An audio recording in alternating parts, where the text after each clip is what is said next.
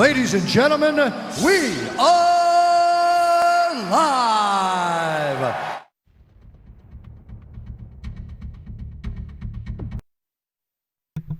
What's up? What's up? Lord Skunk here, LordSkunk.com, Star Wars Galaxy of Heroes live show. Yes, it's Friday. Yes, it's 8:30 p.m. Eastern Time. And yes, it's time for another edition of the live show. We got tons of people hanging out with us. All kinds of great folks here to go over some of the Star Wars Galaxy of Heroes news. Some good updates for the overall live show and the website and all the good stuff that we got going on. That we will talk more about in the show. Some good controversy this week. It's always good when we have some controversy, especially when it's against two titans. Okay, we got the light side and the dark side going at it this week, and we'll talk about that here in just a minute. So, thank you to everybody that tuned in. First thing that we always want to do is thank our patrons so much. They're the ones scrolling at the bottom there. Their names there. You can support the live show and the content for $1 a month. It's 25 cents a live show, guys. Come on. Seriously, check it out at lordskunk.com/support. We really appreciate it. Thank you so much to all of the patrons. Now, if you're a patron, too, you can come into the live chat and actually hang out with us during the shows, which is pretty cool. We are going to start our patron segment, which we'll be announcing very soon. So if you're a patron, make sure you check your inbox for that coming at you the next week or two. So some good stuff on the channel. I haven't really updated much on that. I haven't talked about it too much, but over 6,000 subscribers on YouTube today. We just hit that mark. That's pretty freaking cool. Over 800,000 views. Now, keep in mind, I started this channel in late February when I started playing the game. I just wanted to stream my Galactic Wars. Every once in a while, and it turned into this. So it's crazy. We're viewed in over 202 countries. Wow, I don't even know 202 countries. That's pretty amazing. And then there's over 12 years, 309 days of video watch time. That's nuts. So that means the videos that have been posted on this channel, people have watched over almost 13 years worth. That's crazy. I can't even imagine that. So pretty interesting stuff there. The live show is brought to you by Gamefly. Get 1 month free for all LordSkunk.com viewers when you sign up for Gamefly today at LordSkunk.com/Gamefly. Thank you to them. The weekly top 10 list is sponsored by Loot Crate. Enjoy 10% off for all LordSkunk.com viewers when you order your Loot Crate at LordSkunk.com/Loot Crate and just use the promo code BRIDGE10. Make sure you get your Loot Crates in. It's a good Christmas gift for yourself or for your loved ones.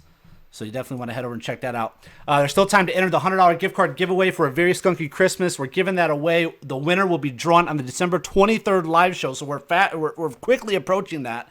So it's the day before Christmas Eve. We'll be announcing that live. We'll draw the winner on the live show. So that'll be really cool.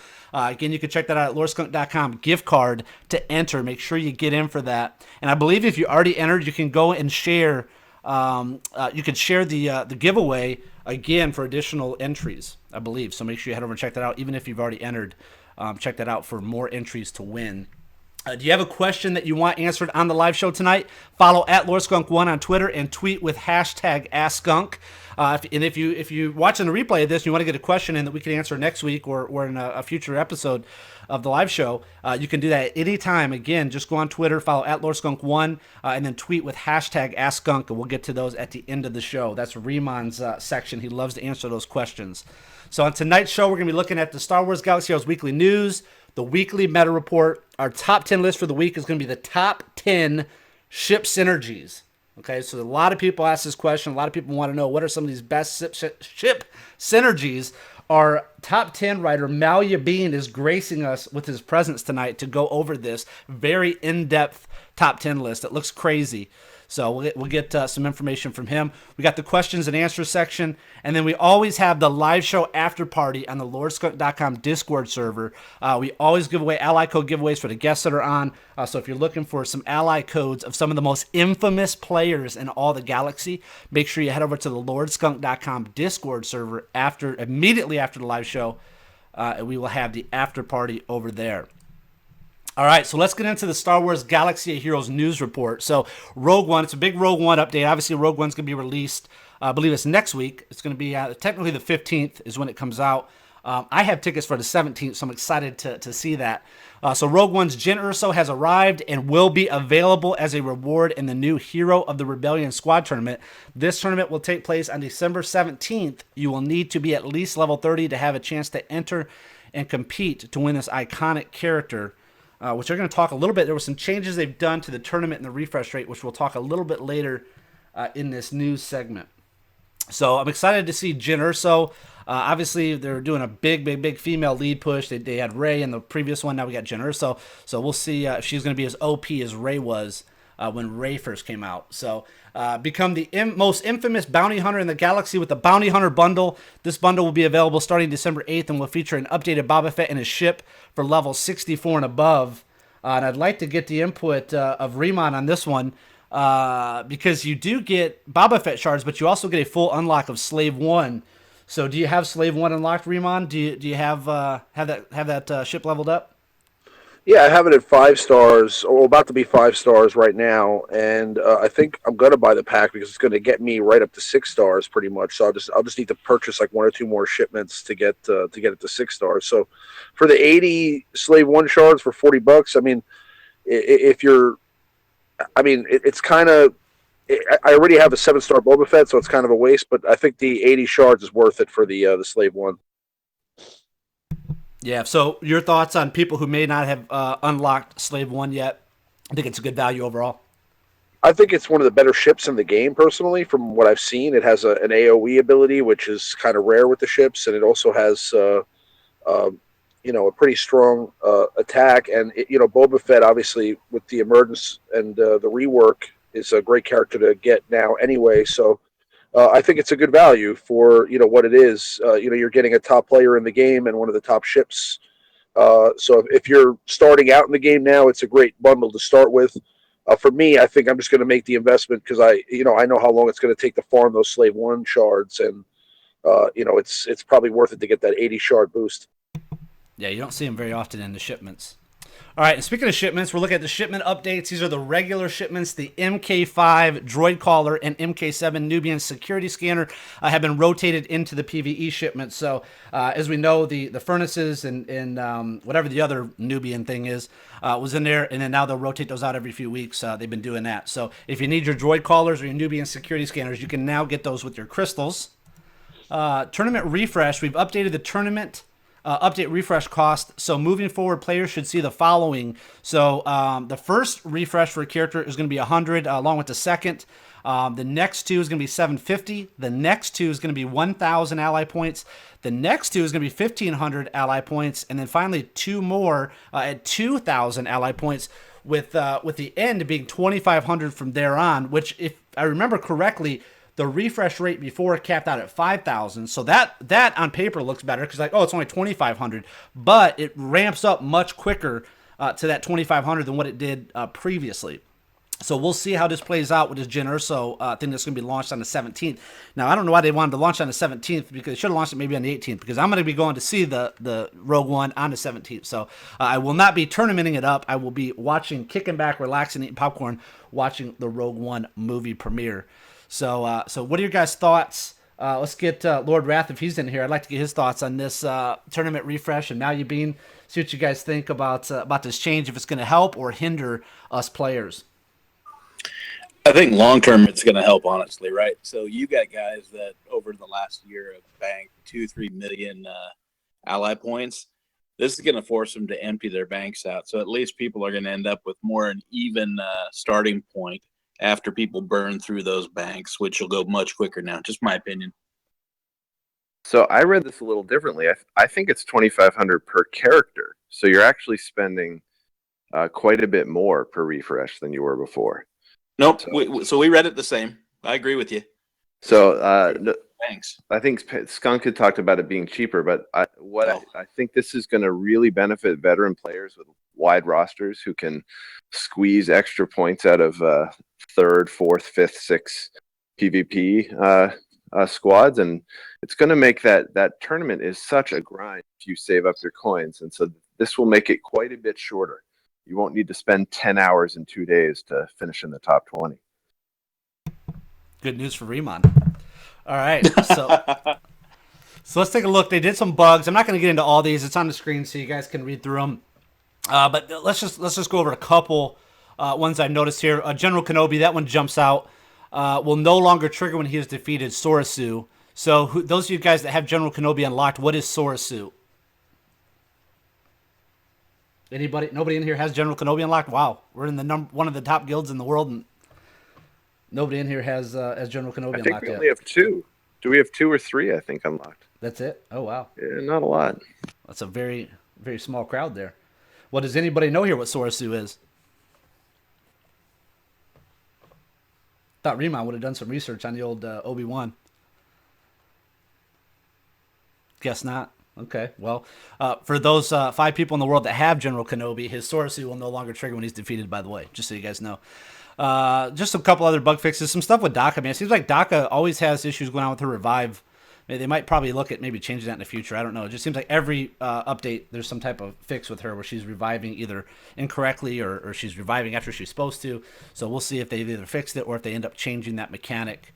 A couple other So on the Sorasu, yeah, go ahead. I think what was happening is that so his critical hit immunity, if an ally is critically hit, is supposed to trigger critical hit immunity only if he's alive on allies, and so it must have been triggering when he was dead. Even when he was dead. Got it. Okay. So again, so kind of like the old Daka issue that they have where when a character dies, the stuff still goes off. So that'll probably be a work in progress in the future. And as more people unlock them, I'm sure they'll do more updates to old General Kenobi.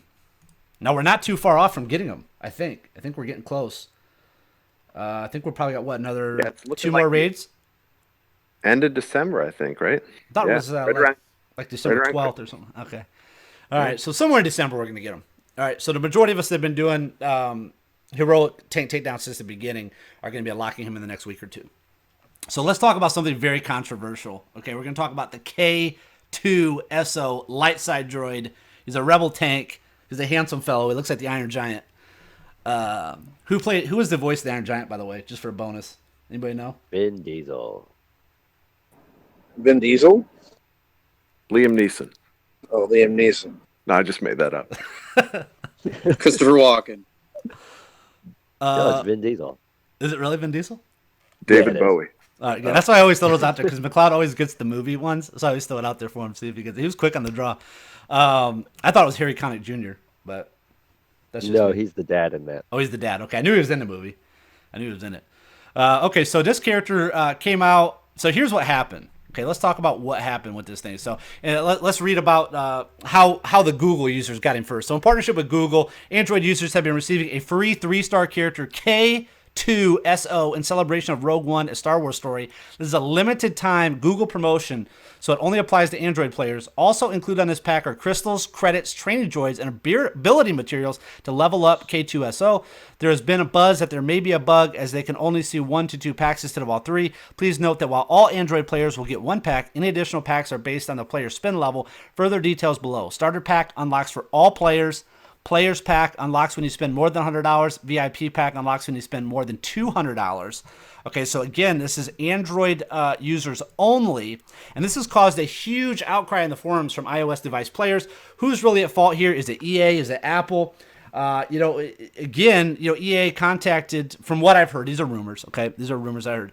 So EA has contacted both Android and Apple, their respective Play stores or app stores, and they wanted to put this special thing in for Rogue One. Supposedly Google, well, obviously we know they did because it's in the game. Google accepted and Apple did not. So EA and Capital Games and Star Wars Galaxy Heroes overall is getting like a ton of hate from iOS device players. I mean, they are going absolutely nuts over this thing. I'm seeing it on social media. I'm seeing it on the forums. I'm getting, people messaging me, asking me about it. I'm an iOS device person as well. And if Apple opted not to do it, it's not EA or Capital Games' fault. I mean, Apple would be rewarding their people. Go ahead, Wrath. That's absolutely confirmed. That's true. Yeah, so Apple was supposed to get Cassian Andor, was the character he was supposed to get, which is the counterpart, the Synergy character for K2SO. So Apple was the one who opted not to do it, not EA. So the light side in this case is going to be EA for once, and the dark side is Apple. Wow.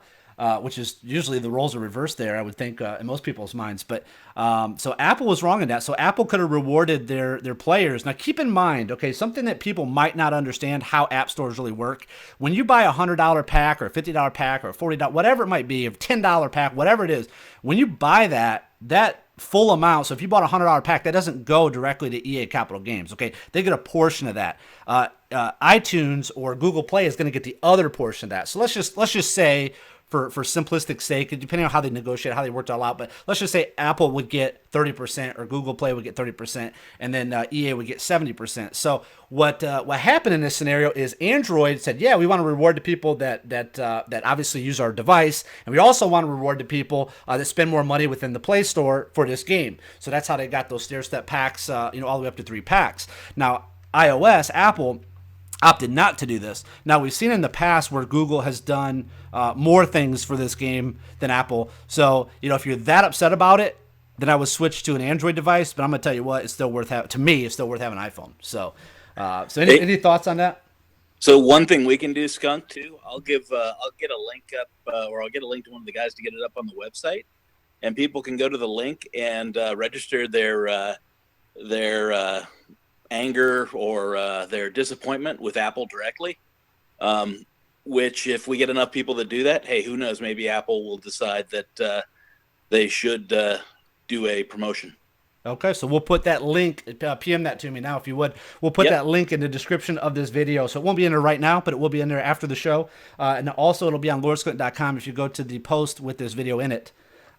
We will put the link in there as well, so you can go and make your thoughts known to Apple. I know a lot of hate has been going towards EA's way, which is really pointless because EA has no control. They tried to do the deal with Apple. Apple opted not to do it. So you need to make sure you take that up with Apple and let them know. They did something similar last year. Remember, they gave like Apple, I think, Poe, and then Android got Phasma. Mm-hmm. Yeah. Well, they've done a lot of different things, throughout time. They did the Ewok. I think, didn't they do Ewok with iOS before and droids with Android devices? So, anything that's droid related, it seems like it's always automatically goes to Android, which makes sense. And then the other, stuff would go to iOS. But yeah, it seems like iOS is not opting in on some of these where Android is all about it. So just kind of strange. I don't see why they wouldn't want to reward their people. It's not like I don't know if it costs them money to do it. I wouldn't think it would. But it's maybe just a slight theory on why Apple wouldn't opt in on this particular deal. Back when we had Modgate and all that kind of stuff, a lot of people went to both the Play Store and Apple for refunds. It seems like Apple paid them out pretty easily, so they may have lost a lot of money there. Whereas Android, people had a lot of issue dealing with Google trying to get refunds at all. So a lot of people got refunds fairly easily if you are on Apple devices, but not so much if you are on Android. So Apple may have lost out there. So they may be a bit soured with this particular game in that company. Yeah, I heard some Apple people got like all their money back, and I'm talking about like a couple of thousand. Oh yeah. People got like full on, completely everything they ever spent refunds from Apple. And they hardly questioned it. I think they tightened up a little, but they were still paying it out, and you could still go to your credit card companies and whatnot. So either way, they lost a lot of revenue there, whereas Android just clammed right up. There was a real narrow window of people getting refunds, and then they realized, and then they just stopped it all. So that might be why.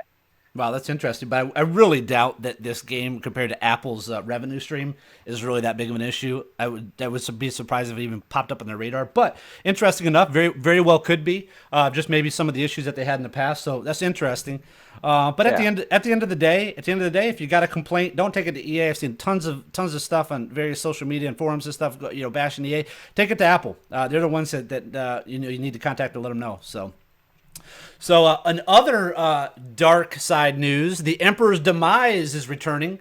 The dark side is rising. Get your Rebel Squad ready for the Emperor's Demise event. Join the battle and 7-star the infamous leader of the Galactic Senate, Emperor Palpatine. We'll have further details and dates for you soon. So that should be coming probably within the next week. I think it's actually in the game already with the timer on it for those people that haven't completed it yet. And I will tell you this, for those of us, and probably the majority of people in this chat, have Emperor Palpatine at 7-star, but there's a lot of people out there that didn't. They just didn't have the Rebels high enough to be able to do it. And to be honest with you, I kind of snuck in at the very end to be able to do it. It was my Rebels weren't quite up to par as where they are now when this event first came out. But man, it's got to be frustrating for all those people that wait. I mean, this is like 2 or 3 months that they did the first one, and now bringing it back for the second time. So very interesting. So they stuck to their guns and they lived up to their word that this is going to be a very limited event. not like Yoda, which comes back every month. So, is there anybody in here that does not have him at 7-star? Me. I don't even have him at all, and I'm so excited to get him finally. Oh my goodness! So I got about 5. you didn't have any rebels the last time? I had something like 4 7-star rebels, but just not a 5th one at all. Oh wow! Hey, at least you've got shots. I have 0.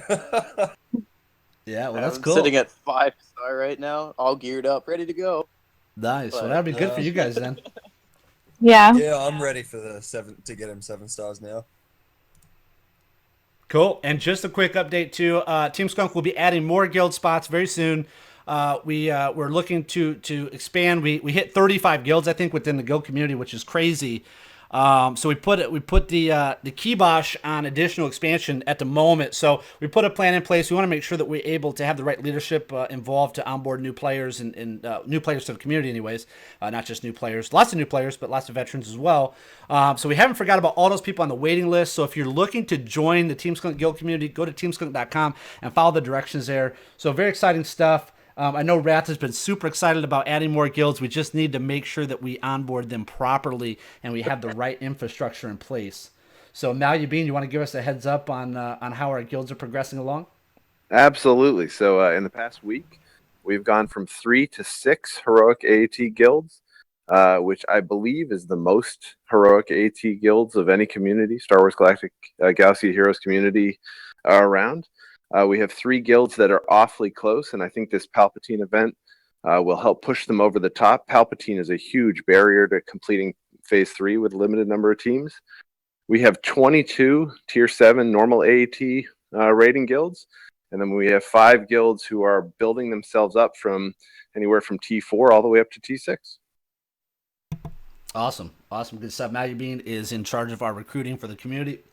And thank you to all the other recruiters out there, guild leaders that are involved in helping grow this thing. I mean, it just started out. We thought we'd throw a couple guilds together. Back when they first announced guilds, we thought maybe 2 or 3 guilds and ended up launching with 12, and now we're at 35. It's crazy. And I'll tell you what, though, it's a huge benefit to the people that do join the Team Skunk guilds or any of the guild community. There's a lot of other great ones out there. Okay, not just us, but anybody that does that, it just makes it so much easier to get involved and communicate and work with these. I mean, it's very frustrating if you played in guilds or if you're currently playing a guild in this game or any other mobile app type game. You know, the guild communication is very limited on what you can do. So it's pretty cool that we have this option and we've grown into what we are, and there's other guilds out there. So if you're interested in kind of maybe taking it to the next level, look at some of these bigger gaming communities and join them. You don't have to just join us, even though you probably should. But there are other options out there, and it just, I think it expands your whole gameplay. Let's ask Soldiers of Bromance. I'm just curious because he's probably one of our newest members that are in this chat to the guild community. What was it like before Team Skunk and you playing the game, and then what's it like after Team Skunk and you playing the game? Well, before Team Skunk, it was actually quite a struggle to find anyone else that was really that much into the game, or to find a guild that was doing things I was up to, or that wasn't a mile ahead of me or a mile behind where I was. So I got looking for a guild, couldn't really find much. People never really got back to me. So I thought, you know what, I'll just put my details in looking for groups somewhere. And within 24 hours, I got contacted by Team Skunk, and very shortly after that, I got stuck into a guild, and instantly it felt like family. Everyone was chatting, getting along. It was brilliant. And within a couple of days after that, I actually discovered how big the whole Team Skunk community was. Blew my mind away completely. I have fallen even more in love with the game since then because of all of you guys. I've learned incredibly huge amounts of information, and I'm still learning. And it's a community I'm very glad to be a part of and don't want to leave. And as a side note, too, we are looking to get a Team Skunk get-together. So 35 times 50 people, that's a lot of people. I don't know the exact number. I'm not the math. We had 1,739 people as of Tuesday, but I don't know where. We're probably right around there now. Oh, wow. Crazy. And that's just in our Discord? No, that's in the guild. In the guild? Okay, in the various guilds. Okay, cool. I know we got about 2,000 people in the Team Skunk Discord and another couple thousand in the LordSkunk.com Discord. So lots of community there, lots of people connecting. We're going to be looking at doing some type of get-together here in Vegas, I believe in February. So I got to look at more details. I got sent some information on that, so I'll have to take a peek at that. That will also be the 1 year anniversary of the channel, and also my birthday is in February. So crazy if that all works out and comes together. Yeah, I definitely want to do one. I definitely want to do a Skunk Fest in July for sure, in Vegas probably. So we'll We can do see. it for my birthday. Yeah, we'll just do them every month. So we'll just do that. But All right. I mean, cheap flights to Vegas. Vegas not that bad. Wherever you are in the world, that's probably one of the cheapest flights, no matter where you are, is to Vegas. So good stuff. Some more details on that as we get closer. Speaking of that, connect with us on Discord. Join thousands of Star Wars Galaxy Heroes players in text and voice chat. You can get to our Discord by going to lordskunk.com/discord for all the information. And make sure, this is very important, for a lot of people out there that want that extra connection, join the Facebook groups for Star Wars Galaxy Heroes, Star Wars Force Arena, which is a new mobile game that is out now in Australia and Singapore, which you can access if you join this Facebook group. There's some information on how to get in early. Marvel Future Fight and DC Legends mobile app games. If you go to lordskunk.com/links, scroll down a little bit, there's a Facebook group section you can click on and join all those various groups and connect with people on that level as well.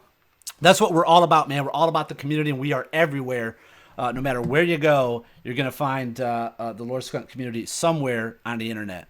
So, again, if you got a question you want answered on the live show tonight, follow @LordSkunk1 on Twitter and tweet with #AskSkunk. We'll get to those here in a few minutes. Let's see. What are we doing first? I can't remember now. Going back to my list of tonight, we're doing the meta report first? That's what we're doing first, right? Meta then top 10, right? Is that what we're doing? Yeah, let's do the meta. All right, cool. Now, the last time I did this last week, it messed up when I went to the other screen. So we'll see if we can get it here. Let's make sure it works today. All right, hopefully. All right, so we got our. So this is the LordSkunk.com meta report for the week, brought to you by McLeod. We're going to be looking at the top 10. We want to look at the leaders, correct? Yeah, so let's look at the, go with the leaders first. So top 10 leaders at rank 1. Here we go. Okay, top 10 leaders at rank 1, and what we are seeing is the emergence of Boba Fett. So here we go. He's knocking out even Lando. Lando has taken a massive dive. Shortly 2 weeks ago, even he was one of the top leaders, and now with the emergence of Boba Fett and a few other things, which we will see when we move on to the top 10 squad members, as to why Lando might have dropped way down. And Boba Fett's coming up into the top 3 now. And on the bottom end, there's not much movement there. I think people are just experimenting a bit. I'm a Gundy and Obi-Wan Olben were in there hanging on with a couple there. And now it's Count Dooku made another appearance. So maybe some people experimenting, trying to deal with these new metas that are starting to arise. Dooku. So if you want to move on to the squad members, you might explain a little bit of this activity in terms of leadership here. All right, cool. Look at the squad members for the week. The squad members, the reason Lando might be dropping out of favor is because speed isn't becoming so much of an issue anymore when we have the emergence of Shore Trooper, who has gone right up there. He's starting to take over a little bit. Lando's dropping, like we said, and Boba Fett's coming in. And you're starting to see people like Rex and Sunfac drop out of being members of the squads that are kind of useful, because you've now got a tank that instantly taunts at the beginning of your match there. And he's also much more available in terms of shipments and data cards, buying them with crystals. A lot of people have been able to get Shore Trooper up from the shards they had from the tournaments, or just buying him from scratch. So he's shooting up there, and that's taking down things like Speed Team, because he's taking away that initial shoot first aspect. And people like Baze Malbus are coming in as well. It's another tank with some taunting abilities and retribution at the beginning of the match before you even move.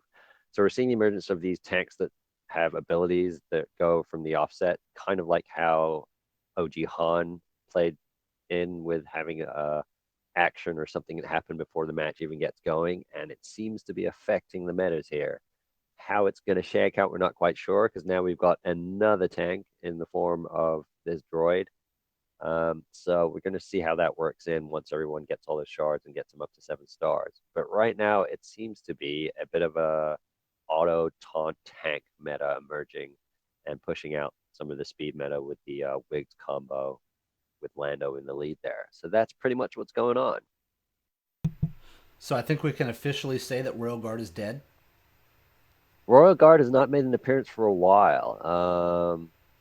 Yeah, Royal Guard's still kind of useful, has his place, but in terms of arena and meta, yeah, pretty much looks like the Royal Guard era is properly dead and buried in favor of Shore Trooper and possibly these new Rogue One characters coming in and the emergence of the all-new reworked Boba Fett. Yeah, we got a lot of characters too that removed taunt. Now we got B2, we got the TIE Fighter pilot. So I've been finally got my B2 up, geared up. I think to gear 10, I think is what he is. So yeah, I've been using him a little bit here and there. He's helped me out against some of these Sunfac Shore Trooper teams. So interesting, very good stuff. Now B2 did not show up on this list now, right? He's yes, okay, he's up there. He is. He's hanging on in there at the bottom, and he has been farmable in Cantina for a while. So you're seeing people chuck him in experimentally with all these other things, trying to figure out counters for all these tanks and bits and pieces. And he can be annoying, but right now it's not proving super effective. But it really depends on your shard and where everyone's at with their development of gear and whatnot. So we'll see if he hangs on to his number 10 spot next week. But for now, still hanging on in there. But Royal Guard, pretty much dead. Well, that buff immunity, pretty much negates Royal Guard altogether. You can't do anything. Yeah.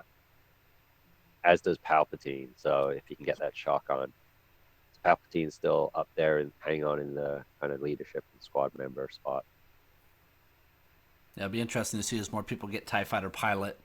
How that plays out too. He could technically replace B2, and as we see more people get Palpatine, that may be. Yeah, I don't think we ever had an era where there's been so many new characters that are actually quite effective and all effective in different ways.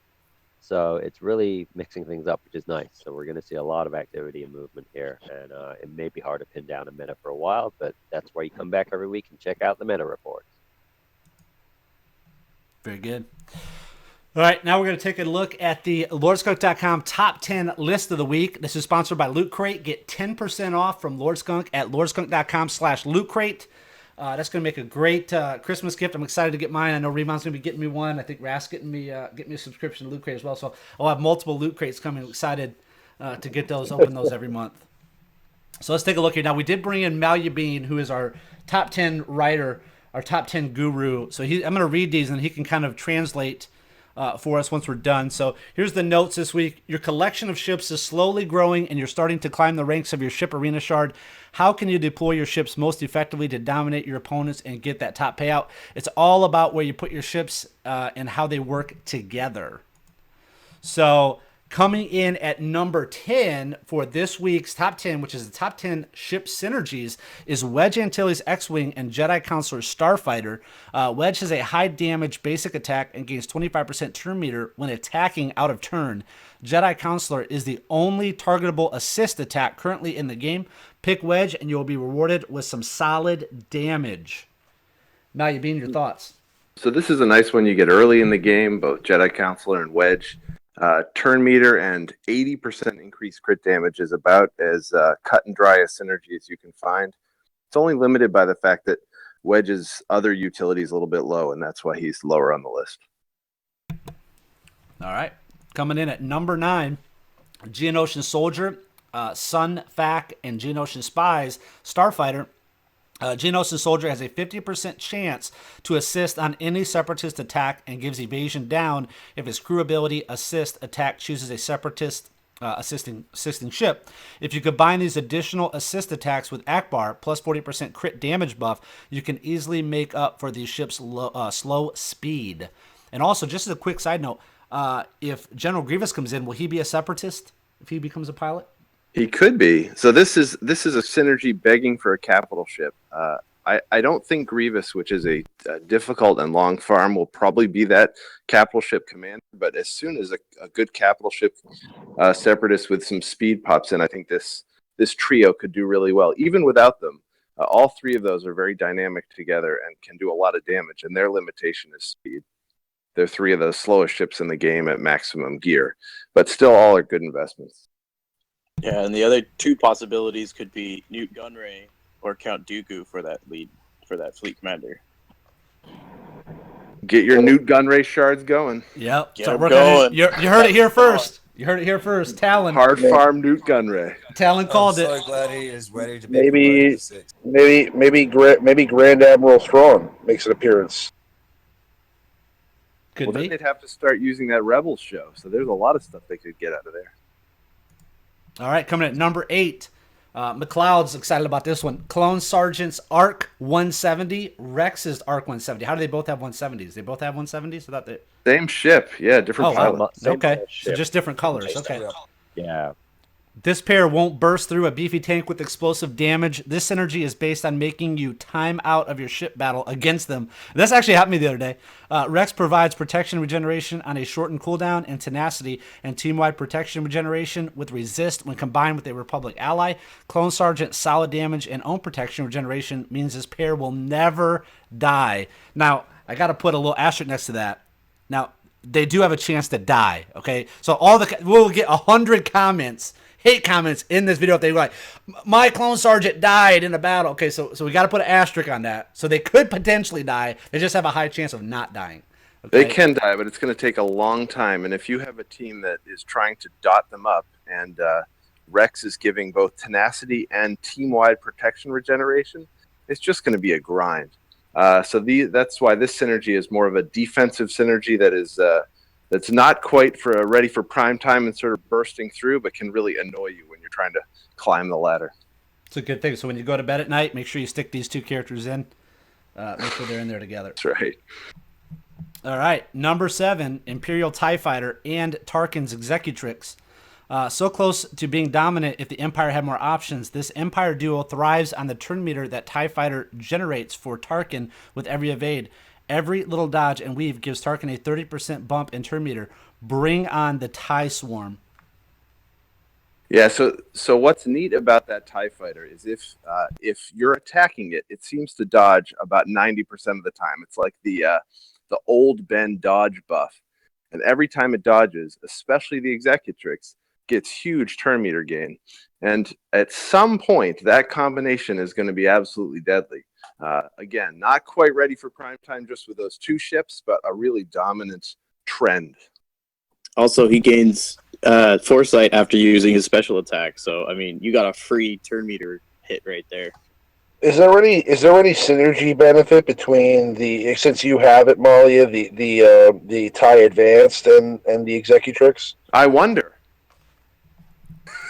All right, See. coming in at number 6, Biggs Dark Ladder X-Wing and Akbar's Home 1.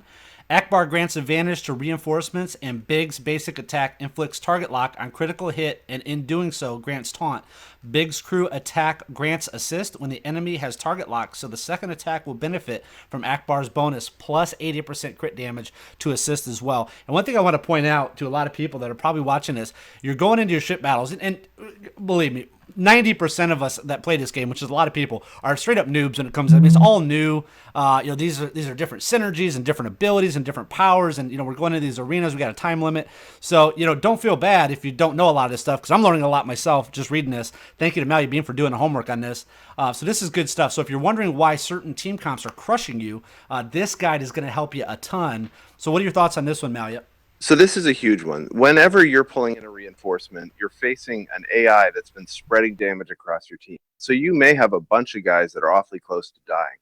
If you pull Biggs in as a reinforcement with an Akbar lead, you're guaranteeing target lock on that first target and guaranteeing a taunt.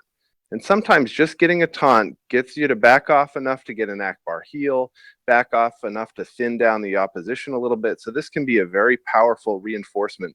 And that synergy of both increased damage and guaranteeing a target lock and tank, and taunt rather, can be just enough to push you over the top. So this is a good one. All right, coming in at number 5, Darth Vader's TIE Advanced X1 and Mace Windu's Endurance. Target lock adds additional targets and decreases the cooldown on Mace's massive AoE attack. Vader's basic grants 100% target lock, and his unique means that those target locks never expire. Time to spam that huge AoE damage. So the biggest problem with Mace, amongst many problems, is that his AoE damage is based off target locking everything. And most ships, there are only a few ships that are reliable target lockers. So if you include Vader's ability to never have any target lock ever expire, and Mace's AoE, which hits additional targets that have that target lock debuff, you can essentially spam that AoE and start to do some pretty sizable damage. Pretty much the only way to make Mace Windu's capital ship a top-end PvP type team is by adding Vader in to try to spam that AoE. Very good. And if you're curious to know about all the characters that do target lock and how target lock works, make sure you check out the Ultimate Ships Guide written by Mage Ducky from Team Skunk, which is a really cool guide. You can find that on lordskunk.com/ships. All kinds of great info there. I mean, just tons and tons and tons of that is great the stuff. Best guide in the galaxy for ships. There's no doubt about that. That is about as in-depth and thorough and interesting as you'll read about this expansion. Yeah, and you can find all the guides for AAT, ships, everything else over at lordskunk.com/guides. So make sure you check that out. Tons of resources there. What you got, Riemann? I was just gonna say hats off to Mage Ducky for putting that together. Yeah, it was a really cool guide there. And I think he's going to be doing some updates here shortly. Okay, coming at number 4, Darth Vader's TIE Advance X1 and Grand Moff Tarkin's Executrix. Negative debuffs and target lock gives massive bonuses and even stuns to Tarkin's abilities and fleet buffs. Vader gives negative buffs with every attack. His basic grants 100% target lock and dots on target locked enemies. Dots are damage over time for you non-MMO people out there. There's a WoW reference there. Yeah. His unique means those target locks never expire, and his crew attack gives evasion down and ability block. That is a ton of damage. So Tarkin is borderline unusable without Vader, but when you add Vader in, you can start to get that dot-heavy attack that will massively increase Empire damage. If you include the Imperial TIE Fighter in with that, you can get turn meter and all the benefits you got from that lower synergy. So this is a very dynamic option if you're lucky enough to grind away at that Vader ship and get something that's usable. And as Riemann asked, this is the synergy that Tarkin needs to start to be able to crack some high-end damage numbers. Nice. So now we're getting into our top 3. So good so far. Lots of great information. Lots of good synergies here.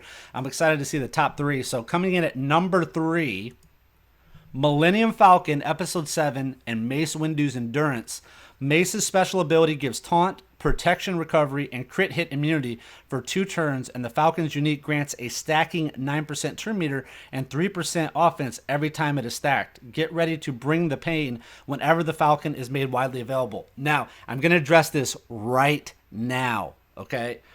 People are going to say the last video we did last week during the live show, the top 10, we made a comment about to hold off on Millennium Falcon. Now they're going to say, well, you put it in your top 3. Okay, if you have the Millennium Falcon. Okay, these are 2 different lists, so keep that in mind. We got a lot of flack, a lot of hate, which I love. Don't get me wrong, I love it, for the top 10 worst characters to farm and then the top 10 best characters to gear, because we had General Grievous as number 1 on the worst to farm and then on the list of to gear. So these are 2 different scenarios, 2 different things. If you already have the Millennium Falcon and you already have Mace Windu Endurance, this is a great ship synergy.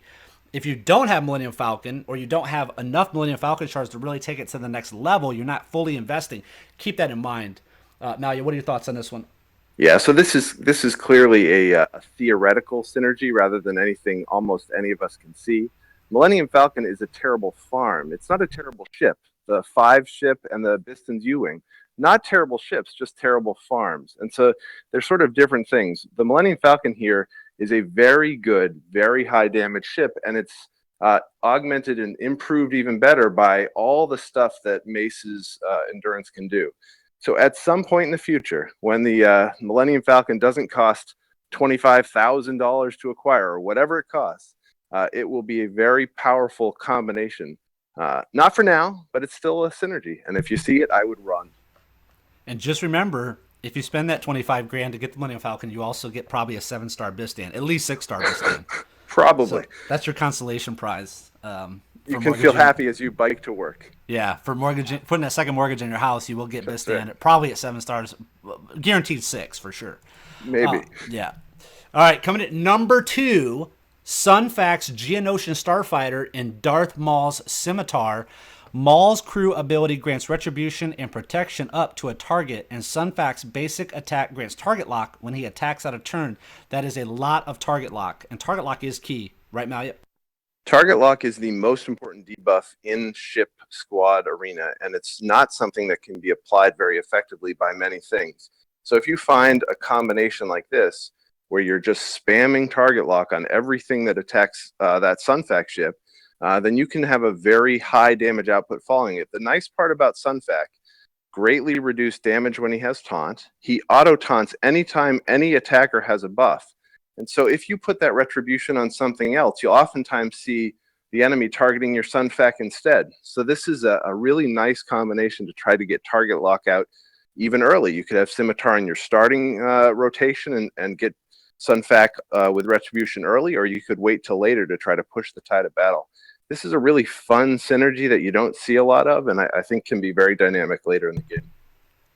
Well, something that's very important, too, that a lot of people might not quite get is that this is a deck-based game. I mean, just like those card games, or Hearthstone, or what are the other, Yu-Gi-Oh! and Magic the Gathering, all these other card games that are out there, have been out there over the years. This is just basically a video game version of those. You're building a deck. You got reserves. How you use your starting deck and how you use your reserves is key, to win these battles. So if you're going into these arena battles and you're getting mopped up by your opponents, and you have similar power, maybe even higher power, it's going to come down to those ship synergies and how they build those decks. So it's very important to take note of these different ship synergies and make sure you build your ship deck, your fleet deck, accordingly. All right, and now, drum roll please, the number one ship synergy in Star Wars Galaxy of Heroes is Darth Maul Scimitar and Geonosian Spy Starfighter. Maul's crew ability grants stealth to all but one ally and grants 32.5% offense to stealth allies. Geonosian Spy's crew ability calls all stealth allies to assist if the enemy has target lock. Just find the right target and enjoy the massive damage. Yeah, this is a little bit like that Chirpa attack when you can see all those Ewoks fly over and hit someone in the face, or when you have I'm a Gundai and retribution on everything. You do massive damage to a single target that's target locked. Now, the AI will never set this up correctly. It's kind of a pain to set up, much like most of Geonosian Spy's kit. But when it works, it is a whole lot of fun, and you'll just blast away at whatever's in front of you. So it's the most fun synergy, the most powerful synergy, probably not the most useful synergy when it comes to AI, but it is a lot of fun. Yeah, if you're going to be climbing up towards the leaderboards, if you're getting close to your payout, you definitely want these two in there together. Just make sure you do a little work. Don't auto this team, for sure. No, and remember, Akbar, that's Akbar's bonus. That things attacking out of turn, 40% increased crit damage, 80% if they're the right squad, and they all get protection advantage also. So this can be very dynamic with an Akbar lead. Very good. Very good. So let's see here. Final thoughts for the week for the top 10 ship synergies. Well, I say that one 10 times fast. The most powerful damage modifier in the game is Admiral Akbar's offensive and defensive buff to assisting attacks. It may not be a synergy, but it is an amazing buff and one you should not forget when crafting your team. So any final thoughts, guys, on the ship synergies? Anything that you want to add or that we missed? Or any questions? We got Malyabeen himself here to answer. What do you think is a good synergy with Poe? So Poe is interesting because Poe does massive damage later in a match, worn through some protection. He is fantastic against TIE Fighter Pilot. Later in a match, TIE Fighter Pilot has no inherent protection. The problem with Poe is his first move, when he has advantage from Akbar, is a self-buff move. And so it delays things a little bit. And so if you are facing a squad with better ship power, you may run into a little bit of difficulty. But Poe is great at the start with massive damage as a reinforcement. But, there are a bunch of ships like Slave One doesn't have synergy. It's a good ship. It does massive damage. Poe is in the same sort of place. Massive damage, not a lot of synergy, but can be stuck almost everywhere. So would you start Poe or would you put him as a reinforcement? It depends. If you have a really good FOTP and a really good Geonosian soldier and JC, I probably would keep him on the bench. If you don't have one of those things, you may want to start him. Nice. All right, cool. Well, this is another TeamSkunk.com presentation brought to you by Mac at Media Artist Collective and sponsored by Loot Crate. Get 10% off from Lord Skunk at lordskunk.com/Loot Crate. And you can feel free, PM me, and I'll send you my address where you can send me the Loot Crate for Christmas. I really appreciate that. All right, so cool. So that was our top 10 for the week. Hope you guys enjoyed it. Again, heavy on the ship stuff lately. That's been tons of questions we've been getting regarding ships and people trying to figure this stuff out. So thank you to Mal Bean and all the people that participated in putting this top 10 list together. Let's see. What do we got? We got next. We got to move into our questions and answers. So we do have Mal Bean in the house. So if you have a question that you want answered, again, make sure you head over to Twitter and use the hashtag AskSkunk, and we'll be sure to get to your question. Riemann will answer those as well. So any final thoughts, guys? Anything that you guys have that you want to go over real quick before we get to these questions? Are you planning on? Oh, you said you're not going for Jyn Erso. Me? I may. I got just under 300,000 ally points or ally tokens, whatever the heck they're called, ally credits. So we'll see how it goes down. I'm not going to do it on the 17th. I'm going to be at the movie watching it. So maybe I'll get in a little late and try to do some. And like Mal being said, hopefully these battles aren't as long, to go through these things. So do not wait, though. Do not take Mal Bean's advice to wait to go in late. Do not do it. That's the Panda strategy, and it's terrible. Do not go in day 3 and expect a day 3 shard. Panda ruined me. Yeah, I don't think it works that way. I don't think it works that way. It does not work that way. Yeah. Sometimes you get lucky. It's just luck. You get on a new shard that just started, and I don't think it works like that. I think you're predetermined. So maybe in the beginning, maybe the first couple tournaments they did. Not now.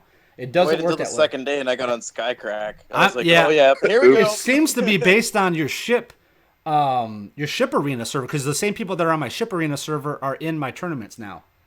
So what I will say about the tournament: hop in your shard, don't attack, walk away, go watch a movie, come back a few hours later, 6 hours later, and you will have dropped a whole bunch, and you can use your entire roster to try to grind away some points. If you jump in there and you're in the top 200 and you're facing meta teams right away, you're going to have a really hard time with these new increased costs grinding up your points. Well, I think we're getting closer to a point now where a lot of people have spent a lot of their, Galactic War tokens on ships and the previous tournaments that have passed, and I think these hoarders that have kind of saved a ton of, Galactic War currency are kind of starting to lose that a little bit now, and with every tournament that passes, it'll continue to deplete. So, well, keep something. I want to keep something in mind here that a lot of people might not realize.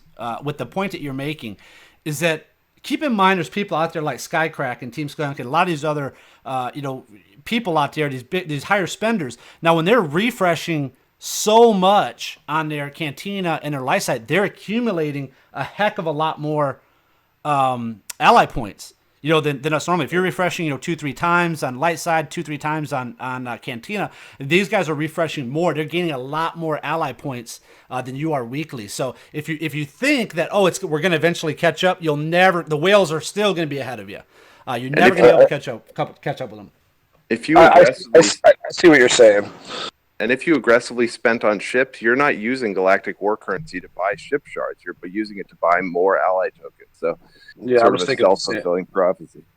I was thinking the same thing. Yeah, you're right. Basically, take 5 or 6 hours and see who's on top of your shard, and then if you go to the SWGOH page and they're in the on the first page of collection score, try a different tournament. It's just not going to work for you. Well, you never know until you try. And ultimately, I think that the scores, like the top scores for rank 1, rank 2, and rank 3 at the end of the tournament are going to lower with the increased cost of ally points. So. Absolutely. Basically, if you see Riemann Azab on top of your tournament shard, you just wait. It's just not your day. Wait late until he takes a nap. Until he takes a nap. Yeah. You can just make sure he gets his 600 coins in before he starts the tournament. That's all I care about. So let's get in real quick to these questions here. And again, don't forget we're going to be having the after party, the LordSkunk.com live show after party over in the LordSkunk.com Discord server. So you can always get to our Discord. It's very simple. It takes all of about 2 seconds to enter. You just go to after the show. Just go to LordSkunk.com/Discord, DISCORD. I spelled that right, didn't I? I think I did. Yeah. So make sure you go and check that out. So Cheeky Cutie, we're gonna let her answer a question. She's been real quiet. I got a lot of messages last week. People said, "What happened? Why was Cheeky Cutie so quiet last week?" I said, "Well, she wasn't even on the show." So that's why she was quiet. So let's ask. Let's find a question for her real quick. Okay, here we go. We'll let her answer this one first. This is from Poch Valena at Poch Valena on Twitter. Is Yoda worth gearing up? Okay. Yoda is someone that I sort of rushed into getting, and then I felt like he was never really useful for anything. But from what I understand, and you guys can just tell me if I'm wrong, but he's good in the AAT raid, isn't he? Is he good as a Jedi in your phase 1 team? Yeah, he can be used in phase 1 for sure. Yeah. I'm currently using him as a leader. Yeah. Well, there you go. Gear him up. He's also a lot more useful now with Qui-Gon Jinn's Zeta leader ability. And he has 2 Zeta abilities as well for Yoda that it's going to take you a while to get it. But so could Yoda be good? He could be good. You heard it here first from Cheeky Cutie herself. Go ahead and put some gear into Yoda if you have him. I think Yoda will start to see some relevance maybe when more people have Qui-Gon Jinn zated and Obi-Wan Kenobi starts to become more popular. Well, Yoda's very cheap to gear too. I mean, don't forget about that. Yoda, Qui-Gon Jinn, these characters, they're very cheap to gear up. At least up, like gear 10, gear 11. I think you might get a little bit more expensive, but up to gear 10, they're not that bad. That's always been a big thing about Qui-Gon and Yoda. So just real quick too, I just want to point out this is video gameplay playing right now. This is G-Seth, his Darth Maul ownage. So this is an opportunity for some of you guys to see a maxed out Darth Maul and how he's just wrecking these Jedi. So it's pretty interesting there. I'll get that video up a little later. So thanks to G-Seth of Team Skunk for sending that video over. And of course, if you're from Team Skunk or any guild and you want to send over some video to be spotlighted, feel free. You can send it to Lord Skunk 2016 at Gmail. Just send it over through Google Drive or through Dropbox, and I'll take a look at it. All right, Riemann, you ready for some questions? I'm ready to roll. All right, here's a big one from me. This comes from Duke Forbes at Duke_Forbes. K2SO's interesting. Playing the challenge, he hits hard and is fun, and his stun is useful, but is he worth leveling up? And just a side note, Riemann did a video. It's over on lordskunk.com. You can check out where he did some gameplay and some reviews of K2SO. So what are your thoughts, Riemann, on his new light side droid?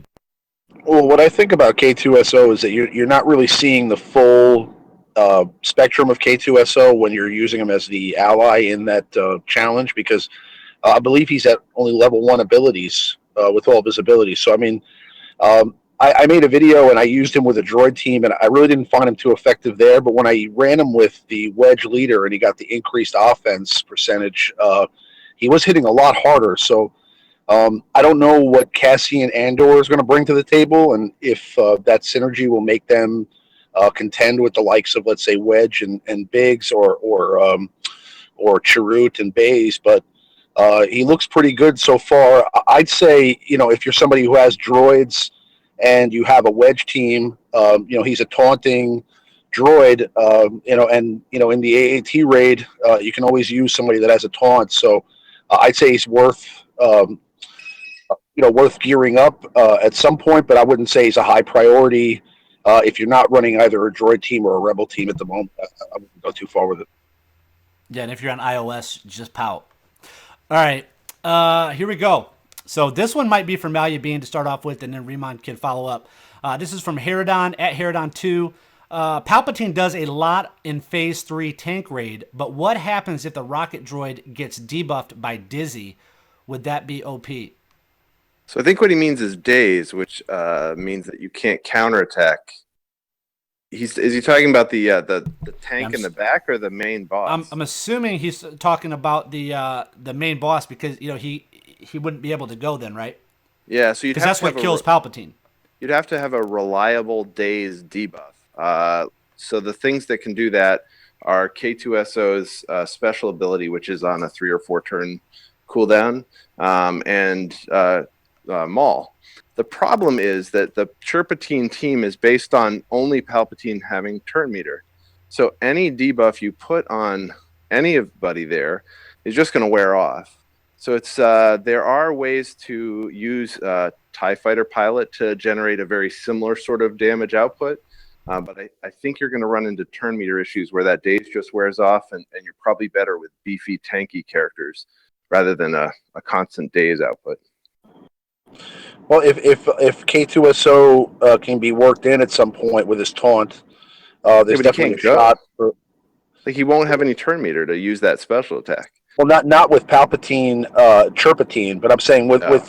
with TIE Fighter Pilot, you could probably sub him in for maybe, Sunfac or maybe even Royal Guard or somebody like that, and get the job done. Because you're using Palpatine to get the stuns then, and you're just basically relying on all the debuffs to give turn meter to TIE Fighter Pilot. So it's not out of the question. I mean, I'd say maybe K2SO could have some viability there if you try it out. I'd give it a shot.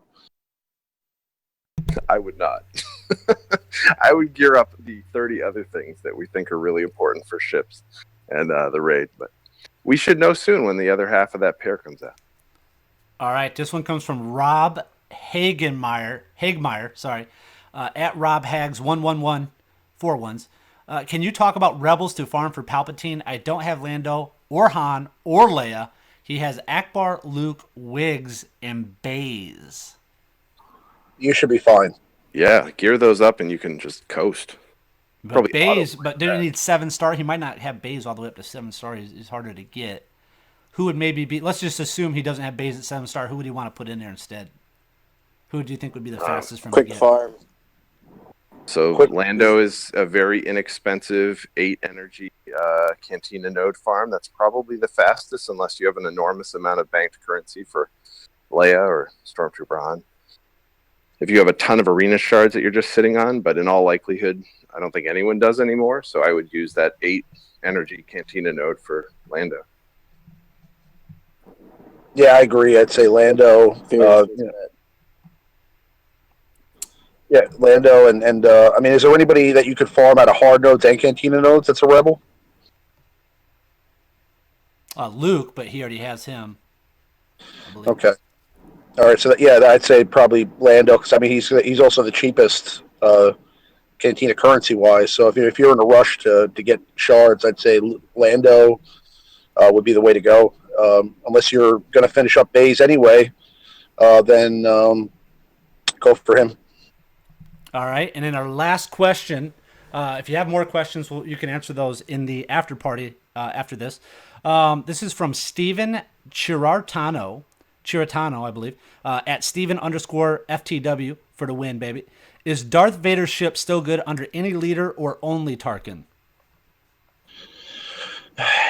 Yes. Darth Vader's ship's amazing. Anything that allows target lock to never expire is the most powerful unique ability in the game. He has a Dispel, which is what makes Ahsoka not garbage. And his basic attack is one of the only 3 ships that have 100% reliable target lock. So Vader is amazing everywhere. Yeah, I agree. I mean, I don't have Vader's ship, so I can't speak with experience like him. But I'm seriously envious of Vader's ship. I really want it. Yeah, I'm drilling over that ship too. Especially since I have a Gear 11 Vader now. So, I mean, it'd be nice. You could lend me the Gear 11 Vader. That'd be nice. All right, so don't forget, immediately following the live show, we will be hanging out in the LordSkunk.com Discord for the after party. Make sure you head over there and check it out. Now, we have probably a special guest that will be coming in to meet us over there. He is a world-famous World of Warcraft player, for any of you guys that play World of Warcraft or have played World of Warcraft. His name is Darttron. He will probably be stopping by. And you can PM him. He is a world famous player and streamer of World of Warcraft, and you can PM him on any questions you have for World of Warcraft. Also, during the after party, we give away ally codes, so make sure you head over there. We'll give away ally codes of the guests here and other members of the Team Skunk community. And again, I just want to thank everybody. Over 6,000 subscribers on YouTube. That's amazing. Over 800,000 views. Viewed in 202 countries. over 12 years, 390 days of video watch time. That is amazing. So if you haven't done so yet, please hit that like button, hit that subscribe button. We really appreciate it. You will be notified when we go live. Click on the notifications. Make sure those are enabled so you know what's going on and you know when we're bringing you all the absolute best Star Wars Galaxy of Heroes content and videos. Again, thank you to all of our patrons. If you're interested in becoming a patron, we really appreciate it. For $1 a month, head over to lordskunk.com/support. Thank you to our sponsors, Loot Crate, as well as Gamefly. Links to those are on lordskunk.com. Thank you to all the guests that hung out with us. Thank you to Formalia Bean for giving us some great insight on the top 10 list. And again, we'll see you guys over there in the Discord right now over on lordskunk.com, lordskunk.com/Discord to get in and hang out with the second most beautiful Star Wars Galaxy of Heroes player, Cheeky Cutie. All right, we're going to get those ally codes away immediately, so get over there. All right, guys, thanks for hanging out, and we'll see you guys next Friday, 8:30 p.m. Eastern, every Friday, Star Wars Galaxy of Heroes live show.